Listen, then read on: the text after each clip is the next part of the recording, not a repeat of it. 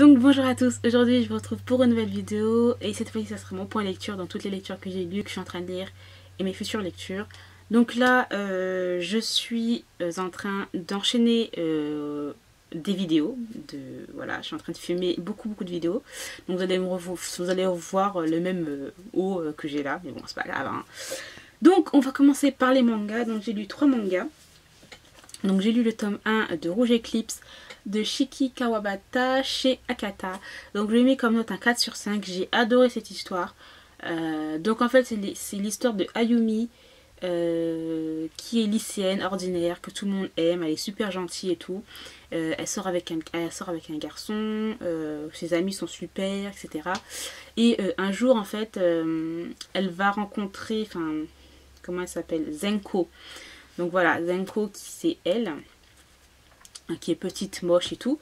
Et en fait, c'est pas qu'elle va la rencontrer, mais c'est que Zenko va lui dire de la regarder en fait se suicider. Enfin voilà. Et Ayumi le fait, mais enfin c'est, tu vois, c'est pas comme si elle le faisait en fait. Ouais, elle lui dit ouais tu me regardes, elle va le regarder comme ça. Non, c'est juste qu'elle va être choquée et en fait elle va rester à la regarder tomber du toit. Et en fin de compte, après, je crois que c'est quelques heures après, Ayumi se retrouve dans le corps de Zenko. Et on va suivre tout ça en fait. Le problème c'est que Zenko, c'est pas qu'elle est genre... même si elle est petite et moche, le problème c'est qu'elle est petite moche, mais elle est hyper moche à l'intérieur quoi. Donc voilà, j'ai adoré ce premier tome d'introduction. J'ai hâte de lire le deuxième tome, voir ce qui se passe. Parce que c'est quand même plutôt pas mal. En plus de ce que j'ai compris, il y a les deux garçons aussi qui veulent faire à peu près la même chose, enfin un échange de corps, de ce que j'ai compris. Donc voilà, les dessins étaient plutôt pas mal. Franchement, j'ai beaucoup aimé les dessins. Par exemple, voilà Zenko, comment elle est. Ayumi, elle était comme ça. Voilà. Et donc ils vont changer de corps. Mais en fait, le truc, c'est que au fur et à mesure de ma lecture, j'ai trouvé que Ayumi, quand elle est dans le corps de Zenko, elle devient de plus en plus mignonne. Donc voilà, ça ne veut pas dire que ton visage n'est pas très, genre, je vais pas dire, n'est pas très gracieux, enfin, il est disgracieux, que voilà, la preuve. Moi, j'ai trouvé de plus en plus cute. Donc voilà. Voilà, donc les dessins sont vraiment plutôt pas mal. J'aime bien les dessins. Voilà, c'est plutôt pas mal. Donc voilà, j'ai bien aimé ce premier tome d'introduction. J'ai hâte de voir ce qui va se passer dans le deuxième tome. Ensuite, j'ai lu une suite de mangas. Donc c'est le deuxième tome de Un baiser à la vanille d'Erina Yagami chez Soleil Manga. Donc c'est un manga que j'ai beaucoup aimé aussi. Donc j'ai mis un 4 sur 5. Franchement, la suite, j'ai adoré. Bon, là, c'est... Comment dire? C'est mignon, mais c'est pas aussi mignon que le premier tome. Voilà. Donc là, on va commencer à rentrer dans les trucs de shoujo, là, et tout. Vous savez ce que je veux dire, hein. Voilà, donc lui là, enfin je sais plus comment il s'appelle, Banri, voilà, il se rend pas compte encore des sentiments qu'il a en fait pour elle. Je sais même pas comment elle s'appelle. Kokoa, oh là là c'est trop cute son prénom, Kokoa. Et voilà, donc on va suivre tout ça. Donc bref, moi j'ai beaucoup aimé, j'ai un peu ri quand même. Donc voilà, c'était mignon mais pas hyper mignon comme le premier. Ensuite, j'ai lu le tome 1 de Citrus de Sabu Routa. Donc, j'ai mis comme note un 4 sur 5. J'ai vraiment beaucoup aimé. C'était mon premier Yuri. Donc, un Yuri, en fait, c'était un manga lesbien. Et franchement, j'ai beaucoup aimé. Il y avait quand même une certaine tension, je trouve, dans ce manga. Donc là, voilà, les dessins, ils sont plutôt pas mal. Donc en fait l'histoire, donc c'est Yuzu qui est une fashionista, donc c'est elle Yuzu qui arrive dans un nouveau lycée, donc c'est un lycée, enfin internat que de filles, et elle arrive genre habillée jupe courte, maquillée et tout, or que ben voilà c'est pas le truc dans ce lycée là, c'est interdit, c'est complètement interdit, et elle va rencontrer cette jeune fille qui est, je sais même pas comment on dit ça. Donc voilà, la présidente du conseil des élèves. Donc voilà, qui va le remettre à sa place. Donc ça va fighter et tout. Et ensuite, un peu plus tard, quand elle va rentrer chez elle, Yuzu, donc elle va se rendre compte que, vu que sa mère s'est remariée, et le mari a une fille, et c'est qui? Devinez qui? c'est elle. Bref, je trouve qu'elle est vraiment hyper bizarre. Elle est mystérieuse, elle fait des trucs, franchement, des fois elle saute sur elle, on sait même pas pourquoi. Bref, donc j'ai des moments où j'ai ri, mais c'est super super bien. Donc en fait j'ai les deux autres tomes qui sont dans ma palle, donc je vais lire ça aussi. Franchement, j'ai beaucoup aimé pour un premier oui, c'est vraiment vraiment plutôt pas mal. Ensuite, on va passer au roman. Donc, j'ai lu Angel Fall, le tome 2, donc suite de Susan E. Donc, j'avais lu pour le week-end à 1000 et que j'avais adoré. Donc, j'ai mis un 4 sur 5. Donc, c'est la suite, c'est direct du tome 1. Donc, je peux pas en parler plus puisque ça va spoiler encore une fois. Mais dans tous les cas, j'ai trouvé que le début était très long. Pourquoi ? Tout simplement parce qu'en fait, on n'a pas l'apparition de Rafe. Donc, Rafe qui est l'un des personnages principaux de cette histoire. On est dans un monde aussi post-apocalyptique, donc voilà. Et Rafe, c'est un ange, ou un ange déchu. Bref, je l'attendais en fait l'apparition de Rafe, et Rafe arrive vers un peu plus de la moitié du livre. Mais après, que du bonheur. C'était trop bien, de l'action, de l'action et de l'action. Enfin, au début, franchement, c'est plat. Je m'ennuyais, et puis après, hop, quand c'est parti quoi. Donc voilà, j'ai trop hâte de lire le troisième et dernier tome, je crois. Ray, franchement, c'est l'un de mes book boyfriend hein, dans le genre un peu fantastique et tout, parce que franchement, j'aime trop son caractère. En plus, il y a par moments, on est dans la tête de Ray. Enfin, c'est pas qu'on est dans la tête, mais c'est que Perrine, en fait, elle est, on va dire, elle est un peu en symbiose avec son épée. Et son épée lui fait montrer ce que Rafe pense des fois. Et j'ai adoré ces moments-là. Donc voilà, j'ai adoré ce deuxième roman-là. Ensuite, j'ai lu le tome, enfin, c'est pas un tome 1, mais c'est une one-shot, un one-shot. Donc, dans chacun de mes mots de Tamara Islandstone chez Hugo Neway. Donc, j'ai adoré, j'ai mis un 4 sur 5. C'était trop bien, j'ai tellement aimé. Donc, en fait, c'est l'histoire de Sam, en fait, qui est envahie par des angoisses. Elle a des, comment on appelle ça, des tocs, voilà. Elle fait plusieurs choses à chaque fois, elle angoisse à mort. Et en fait, elle est dans un groupe d'amis, enfin d'amis entre guillemets, qu'elle connaît depuis qu'elle est petite. Et en fait, elle aime pas trop ce que ses amis font par moment, parce que c'est un peu comme des garces en fait. Et elle se retrouve pas là-dedans. Voilà, ils ont grandi et tout, et elle reste avec eux parce qu'il faut qu'elle reste avec elle, parce que sinon elle sera toute seule. Et voilà. Et en fait, avant de dire des choses, elle pense mais énormément. Et en fait, elle m'a fait penser un petit peu à moi, parce que moi je suis un peu comme ça aussi.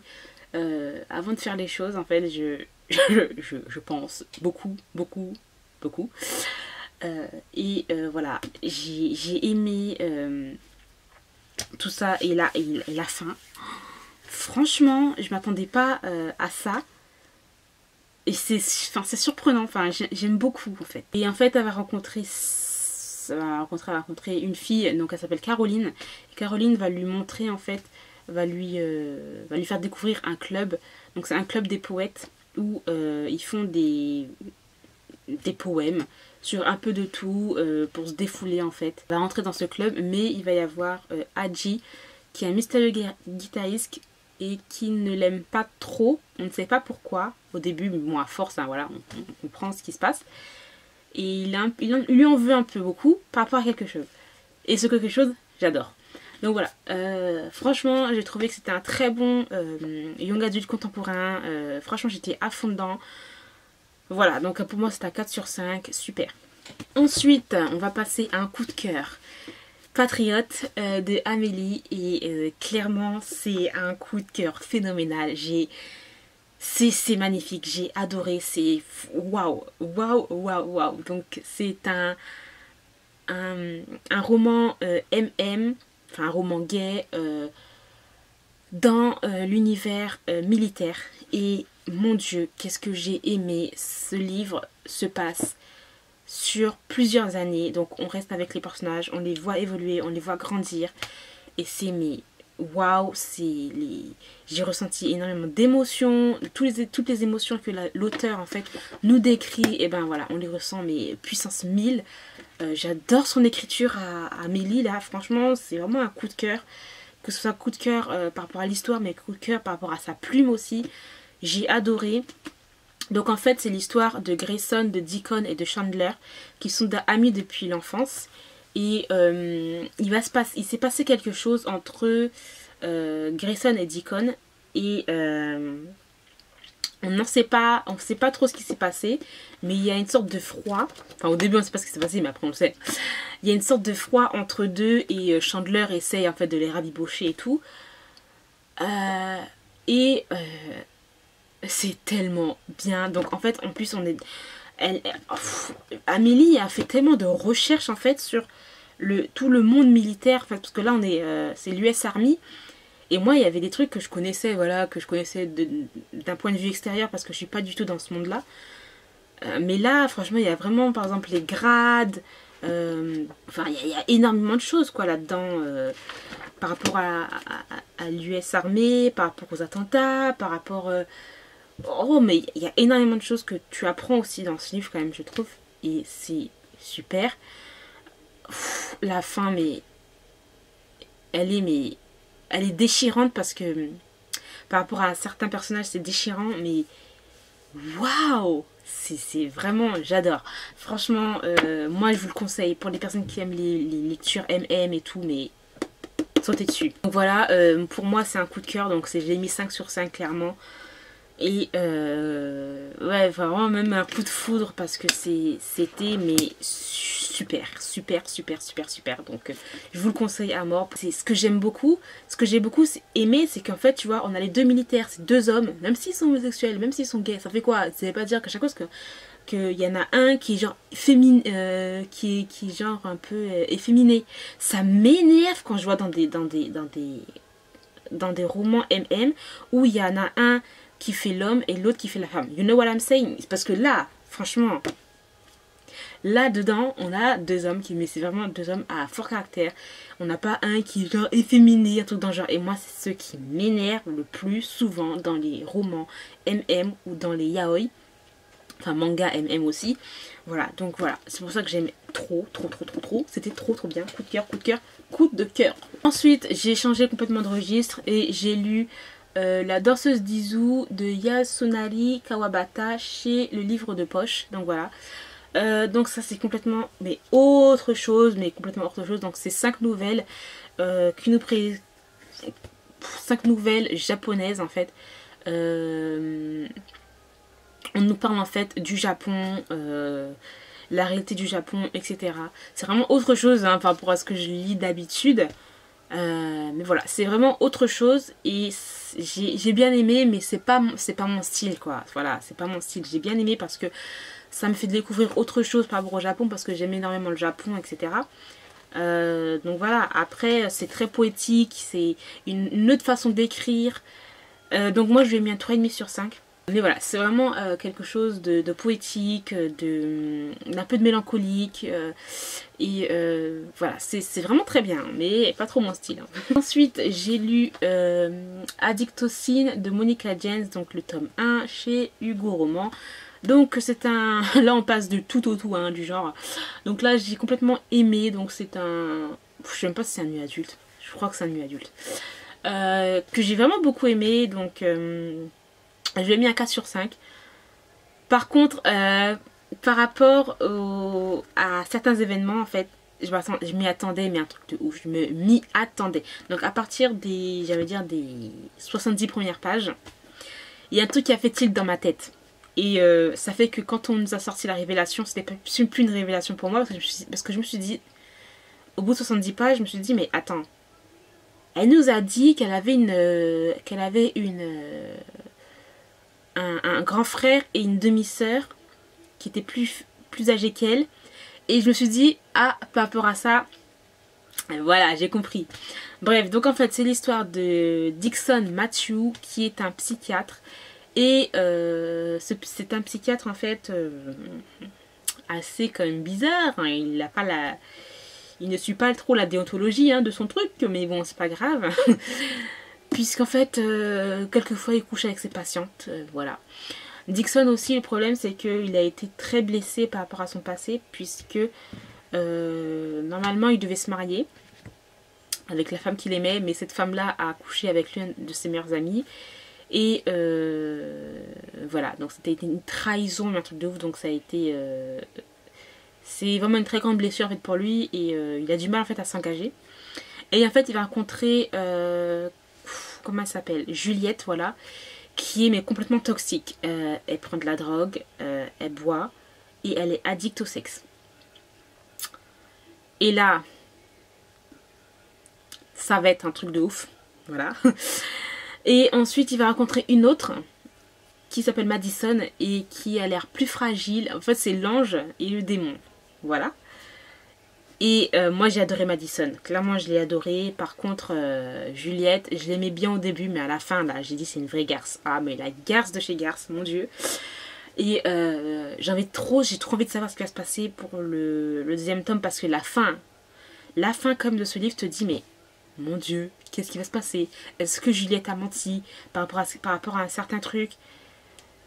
En plus, Madison a vécu un truc mais hyper dégueulasse, franchement. Elle a vécu un truc mais traumatisant et je comprends pourquoi elle est comme ça. Mais voilà, j'ai vraiment beaucoup aimé, c'était vraiment super. J'ai trop hâte de lire le deuxième tome. Donc, ensuite, ce que je suis en train de lire, donc c'est Rebel of the Sand de Alwyn Hamilton. Donc là, c'est en VO en fait. Et je suis en train de lire en lecture commune avec Ophélie des lectures de Fichoup. Donc voilà, je vous en dirai très bientôt de ce que j'en pense de ce livre. Mais voilà, de ce que je suis en train de lire, j'aime bien. J'aime bien. Donc voilà, j'ai terminé pour mon point lecture. J'espère que cette vidéo vous aura plu. Merci encore de l'avoir regardée et je vous dis à très bientôt. Bye!